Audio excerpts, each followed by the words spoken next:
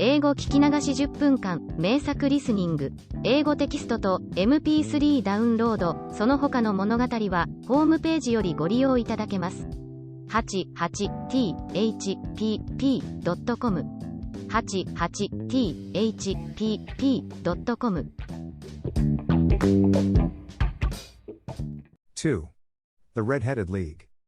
I had called upon my friend, Mr. Sherlock Holmes, one day in the autumn of last year and found him in deep conversation with a very stout, florid-faced, elderly gentleman with fiery red hair. With an apology for my intrusion, I was about to withdraw when Holmes pulled me abruptly into the room and closed the door behind me. "You could not possibly have come at a better time, my dear Watson," he said cordially. "I was afraid that you were engaged." "So I am. Very much so." "Then I can wait in the next room." "Not at all. This gentleman, Mr. Wilson, has been my partner and helper in many of my most successful cases, and I have no doubt that he will be of the utmost use to me in yours also." The stout gentleman half rose from his chair and gave a bob of greeting, with a quick little questioning glance from his small fat encircled eyes. "Try the settee," said Holmes, relapsing into his armchair and putting his fingertips together, as was his custom when in judicial moods. "I know, my dear Watson, that you share my love of all that is bizarre and outside the conventions and humdrum routine of everyday life. You have shown your relish for it by the enthusiasm which has prompted you to chronicle, and, if you will excuse my saying so, somewhat to embellish so many of my own little adventures. Your cases have indeed been of the greatest interest to me," I observed. "You will remember that I remarked the other day, just before we went into the very simple problem presented by Miss Mary Sutherland, that for strange effects and extraordinary combinations we must go to life itself, which is always far more daring than any effort of the imagination. A proposition which I took the liberty of doubting." "You did, Doctor, but none the less you must come round to my view, for otherwise I shall keep on piling fact upon fact on you until your reason breaks down under them and acknowledges me to be right.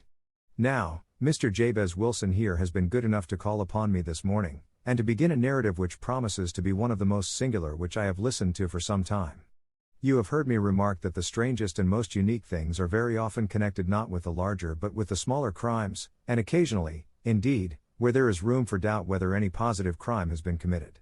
As far as I have heard, it is impossible for me to say whether the present case is an instance of crime or not, but the course of events is certainly among the most singular that I have ever listened to. Perhaps, Mr. Wilson, you would have the great kindness to recommence your narrative. I ask you not merely because my friend Dr. Watson has not heard the opening part but also because the peculiar nature of the story makes me anxious to have every possible detail from your lips. As a rule, when I have heard some slight indication of the course of events, I am able to guide myself by the thousands of other similar cases which occur to my memory. In the present instance I am forced to admit that the facts are, to the best of my belief, unique." The portly client puffed out his chest with an appearance of some little pride and pulled a dirty and wrinkled newspaper from the inside pocket of his greatcoat. As he glanced down the advertisement column, with his head thrust forward and the paper flattened out upon his knee, I took a good look at the man and endeavored, after the fashion of my companion, to read the indications which might be presented by his dress or appearance. I did not gain very much, however, by my inspection. Our visitor bore every mark of being an average commonplace British tradesman, obese, pompous, and slow. He wore rather baggy grey shepherd's check trousers, a not over-clean black frock coat, unbuttoned in the front, and a drab waistcoat with a heavy brassy Albert chain, and a square pierced bit of metal dangling down as an ornament. A frayed top hat and a faded brown overcoat with a wrinkled velvet collar lay upon a chair beside him. Altogether, look as I would, there was nothing remarkable about the man save his blazing red head, and the expression of extreme chagrin and discontent upon his features. Sherlock Holmes' quick eye took in my occupation, and he shook his head with a smile as he noticed my questioning glances. Beyond the obvious facts that he has at some time done manual labor, that he takes snuff, that he is a Freemason, that he has been in China, and that he has done a considerable amount of writing lately, I can deduce nothing else. Mr. Jabez Wilson started up in his chair, with his forefinger upon the paper, but his eyes upon my companion. "How, in the name of good fortune, did you know all that, Mr. Holmes?" he asked. "How did you know, for example, that I did manual labor?" "It's as true as gospel, for I began as a ship's carpenter." "Your hands, my dear sir. Your right hand is quite a size larger than your left. You have worked with it, and the muscles are more developed." "Well, the snuff, then, and the Freemasonry?" "I won't insult your intelligence by telling you how I read that, especially as, rather against the strict rules of your order, you use an arc and compass breast pin. Ah, of course, I forgot that. But the writing? What else can be indicated by that right cuff so very shiny for 5 inches, and the left one with the smooth patch near the elbow where you rested upon the desk? Well, but China? The fish that you have tattooed immediately above your right wrist could only have been done in China. I have made a small study of tattoo marks and have even contributed to the literature of the subject. That trick of staining the fish's scales of a delicate pink is quite peculiar to China. When, in addition, I see a Chinese coin hanging from your watch chain, the matter becomes even more simple. Mr. Jabez Wilson laughed heavily. Well, I never, said he. I thought at first that you had done something clever, but I see that there was nothing in it after all. I begin to think, Watson, said Holmes, that I make a mistake in explaining.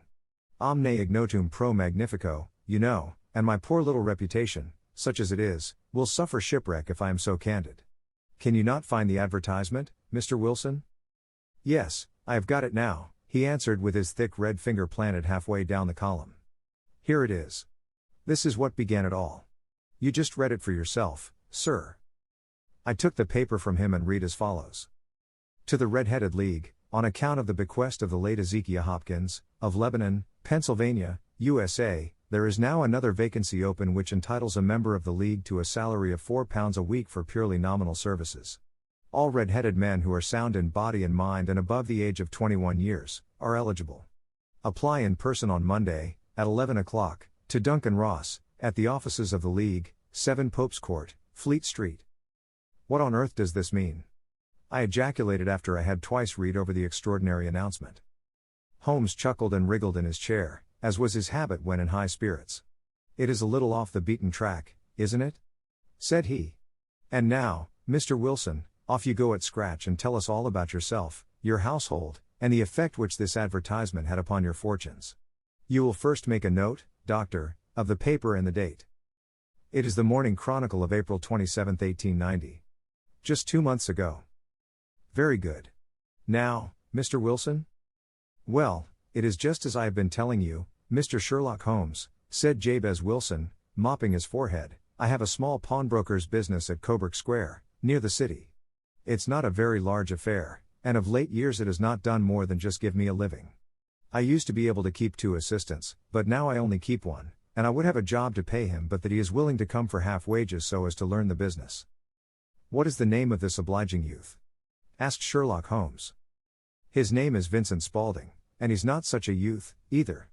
It's hard to say his age. I should not wish a smarter assistant, Mr. Holmes, and I know very well that he could better himself and earn twice what I am able to give him. But, after all, if he is satisfied, why should I put ideas in his head? Why, indeed? You seem most fortunate in having an employé who comes under the full market price. It is not a common experience among employers in this age. I don't know that your assistant is not as remarkable as your advertisement. Oh, he has his faults, too, said Mr. Wilson. Never was such a fellow for photography. Snapping away with a camera when he ought to be improving his mind, and then diving down into the cellar like a rabbit into its hole to develop his pictures. That is his main fault, but on the whole he's a good worker. There's no vice in him. He is still with you, I presume? Yes, sir. He and a girl of 14, who does a bit of simple cooking and keeps the place clean. That's all I have in the house, for I am a widower and never had any family. We live very quietly, sir, the 3 of us, and we keep a roof over our heads and pay our debts, if we do nothing more. The first thing that put us out was that advertisement. Spaulding, he came down into the office just this day 8 weeks, with this very paper in his hand, and he says, I wish to the Lord, Mr. Wilson, that I was a red-headed man. Why that? I asks. Why, says he, here's another vacancy on the League of the Red-Headed Men. It's worth quite a little fortune to any man who gets it, and I understand that there are more vacancies than there are men, so that the trustees are at their wits' end what to do with the money. If my hair would only change color, here's a nice little crib all ready for me to step into. Why, what is it, then? I asked. You see, Mr. Holmes, I am a very stay-at-home man, and as my business came to me instead of my having to go to it, I was often weeks on end without putting my foot over the doormat. In that way I didn't know much of what was going on outside, and I was always glad of a bit of news. Have you never heard of the League of the Red-Headed Men? He asked with his eyes open. Never. Why, I wonder at that, for you are eligible yourself for one of the vacancies. And what are they worth? I asked. Oh, merely a couple of hundred a year, but the work is slight, and it need not interfere very much with one's other occupations. Well, you can easily think that made me prick up my ears, for the business has not been over good for some years, and an extra couple of hundred would have been very handy. Tell me all about it, said I. Well, said he, showing me the advertisement, you can see for yourself that the League has a vacancy, and there is the address where you should apply for particulars. As far as I can make out, the League was founded by an American millionaire, Ezekiah Hopkins, who was very peculiar in his ways. He was himself red-headed, and he had a great sympathy for all red-headed men, so, when he died, it was found that he had left his enormous fortune in the hands of trustees, with instructions to apply the interest to the providing of easy berths to men whose hair is of that color. From all I hear it is splendid pay and very little to do. But, said I, there would be millions of red-headed men who would apply. Not so many as you might think, he answered. You see, it is really confined to Londoners, and to grown men. This American had started from London when he was young, and he wanted to do the old town a good turn. Then, again, I have heard it is no use your applying if your hair is light red, or dark red, or anything but real bright, blazing, fiery red. Now, if you cared to apply, Mr. Wilson, you would just walk in, but perhaps it would hardly be worth your while to put yourself out of the way for the sake of a few £100. Now, it is a fact, gentlemen, as you may see for yourselves, that my hair is of a very full and rich tint, so that it seemed to me that if there was to be any competition in the matter I stood as good a chance as any man that I had ever met. Vincent Spaulding seemed to know so much about it that I thought he might prove useful, so I just ordered him to put up the shutters for the day and to come right away with me. He was very willing to have a holiday, so we shut the business up and started off for the address that was given us in the advertisement.